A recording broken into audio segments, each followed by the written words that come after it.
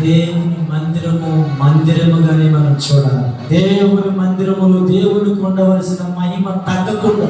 ఒకరోజు ఏలి కాలంలో దేవునికి రావాల్సిన మహిమ తగ్గిపోయింది, పక్కదారి పట్టేసింది.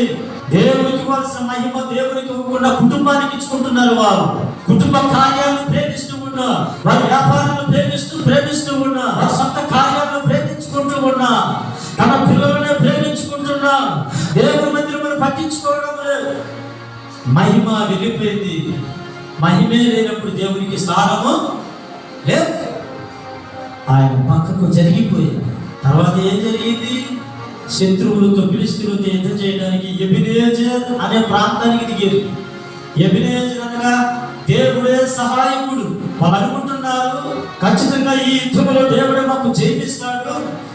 ఆ రోజు ఎర్ర సముద్రాన్ని చీల్చిన దేవుడు, యోర్దాను నదిని 2 పాయలుగా చీల్చి ఆరణ్యాల మీద నడిపించిన దేవుడు, కొండలను చదువు చేసి లోయలను పూడ్చి, ఆకలైనప్పుడు దేవదూతలు పూజించి మన్నాను కురిపించాడు, ఆ దాహమైనప్పుడు బండను చీల్చి దాహం తీర్చాడు.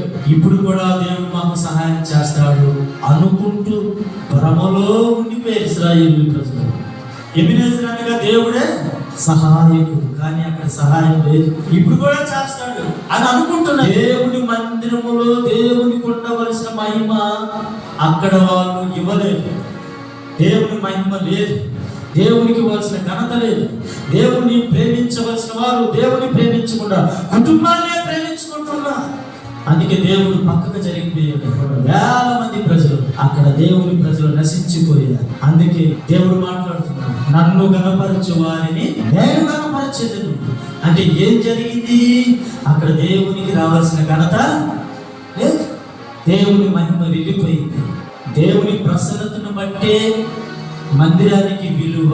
నీవు ఇవ్వాల్సిన విలువ ఇవ్వకపోతే, దేవుని కార్యాలు ప్రేమించకపోతే, నీ దేవుని కార్యాలు పాలు పొందకుండా, దేవుని కార్యముల కంటే నీ సొంత ప్రయాణాలు దేవుని మందిరాన్ని పట్టించకుండా, మన పనులే, మన కుటుంబమే, మన పిల్లలే, మన కార్యాలే, మన డబ్బే, మన ప్రయాణాలే, మన నొప్పి, మన వ్యాధులే, మన బలహీనతలే, మన వ్యాపారాలే, మన పొలములే, మన యొక్క పరిస్థితులనే మన దృష్టిలో పెట్టేస్తున్నాము. కానీ దేవుని కను దృష్టి పరిధిలోకి మనం రావడం లేదు. అందుకే దేవుడు చాలాసార్లు నీ విషయంలో దుఃఖపడ్డాడు.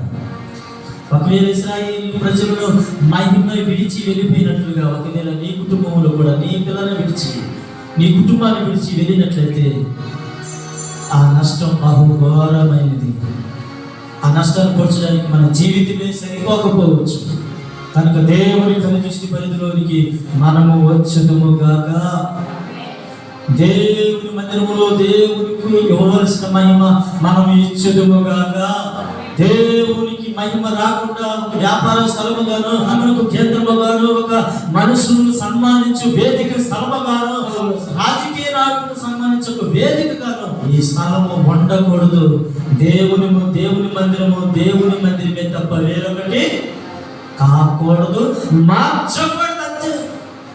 దేవుని మందిరము ఎంత శ్రేష్టమైనది. ఈ మందిరమే నీకు పెళ్లి కుమార్తెగా సిద్ధపరచడానికి దేవుడు నియమించిన ప్లాట్ఫారం అండి. ఇది సిద్ధపరుస్తున్న దేవుడు నీ కొరకు నియమించిన స్థలం అండి.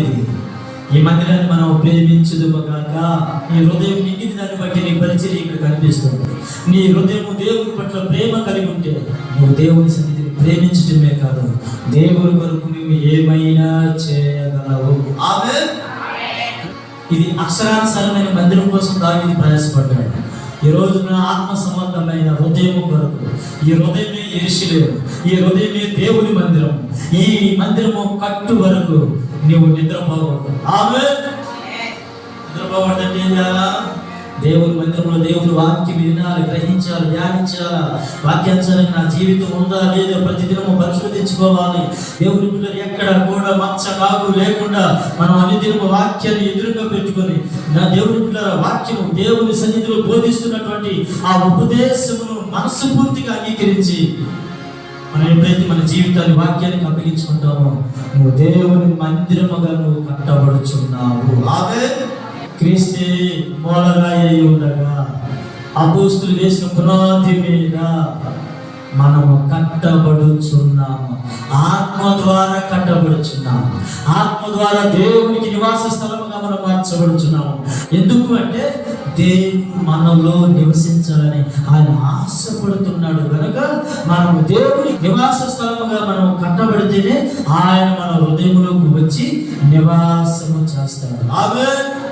దేవుని మందిరంలో దేవుని సన్నిధి ఉంటుంది కనుక ఆ దేవుని సన్నిధిని బట్టి ఈ మందిరానికి విలువ పెరుగుతుంది. దేవుని సన్నిధి, దేవుని ప్రసన్నత ఉండాలంటే దేవుని బిడ్డలుగా రక్షింపబడిన మనమందరము కూడా దేవుని మందిరముగానే మనం చూసినప్పుడు ఇక్కడ దేవుని సన్నిధి ఉంటుంది. ఆమేన్.